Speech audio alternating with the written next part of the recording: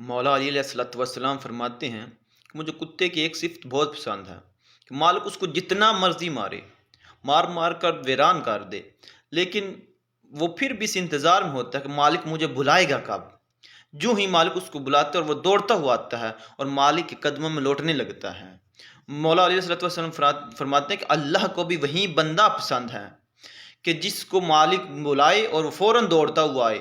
मालिक अगर यानी खुदाए बुज़ुर्ग बरतर उसको कोई परेशानी दे तो वो गिले शिकवे शिकायतें शुरू ना कर दे कि मालिक तूने मुझे ये किस मुसीबत में मुब्तला कर दिया है, बल्कि उसका ये ईमान और अकीदा होना चाहिए कि वो जिस मालिक ने मुझे परेशानी दी है वहीं इसको पलटाने वाला भी है।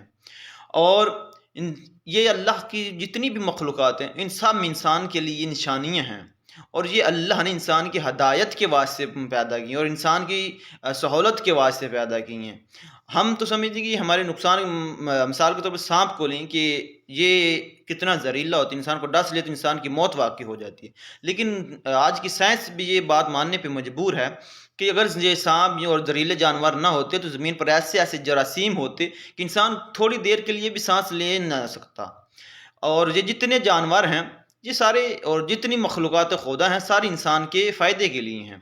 और अल्लाह का शेर हबीब अली अमीरुल मोमिनीन अली मुर्तज़ा फरमाते हैं कि कुत्ते की ये सिफ़त कि वो मालिक उसको जितना मर्ज़ी मारे लेकिन वो यूँ ही मालिक उसको बुलाता है वो वापस आ जाता है। तो खुदा करे कि हमारे अंदर भी ये सिफ़त पैदा हो जाए कि हमारे ऊपर जितनी मर्ज़ी मुश्किलात आ जाएँ, लेकिन जब हमारा मालिक, हमारा खुदा, हमारा रहमान और रहीम खुदा, हमारा आला व बरतर और बुज़ुर्ग व बरतर खुदा जब हमें बुलाए, जहाँ यूँ ही हम हैया अलस्सलाह की आवाज़ सुने तो हम भी अपने मालिक की तरफ दौड़ते हुए चले जाएँ, ना कि हमें उज़र तराशने शुरू कर दें कि हमें फ़लाँ काम है, हमें फ़लाँ काम है, थोड़ी देर के बाद नमाज़ पढ़ लेते हैं। तो अल्लाह करे कि हमें फ़ौरन से पहले नमाज़ पढ़ने की तौफ़ीक नसीब हो जाए और हम अपने मालिक के बुलाने पे फ़ौरन दौड़ते हुए चले जाएँ।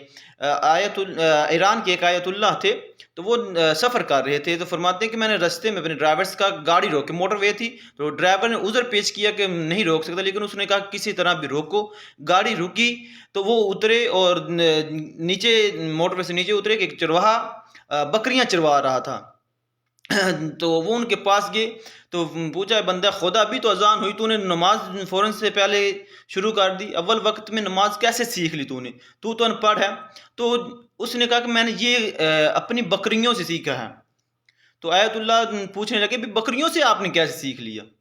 कहते हैं कि मैंने जब यूं ही रात होती है तो जब मैं जाने का इरादा करता हूँ तो मैं यूं ही एक सीटी लगाता हूँ तो जो सारी की सारी भेड़ बकरियां मेरे पास चली आती हैं। कोई उज़र पेश नहीं करती कि मैंने भी घास पूरी तरह नहीं चरी, मैंने पानी नहीं पिया, मैं बीमार थी, कोई उज़र किसी भेड़ बकरी का उज़र नहीं होता। मेरी एक सीटी पर वो सारी की सारी ये समझ जाती हैं कि ये सीटी, ये आवाज़, ये बुलावा हमारे मालिक की तरफ से है। तो जब मेरा मालिक मुझे बुला रहा है तो मैं क्यों ना जाऊं। तो खुदावंद खुदुस हमें भी अपने बुलाने पे, हमारे मालिक के बुलाने पे हमें भी फ़ौरन मालिक की तरफ पलटने की तौफीक दे। वस्सलाम।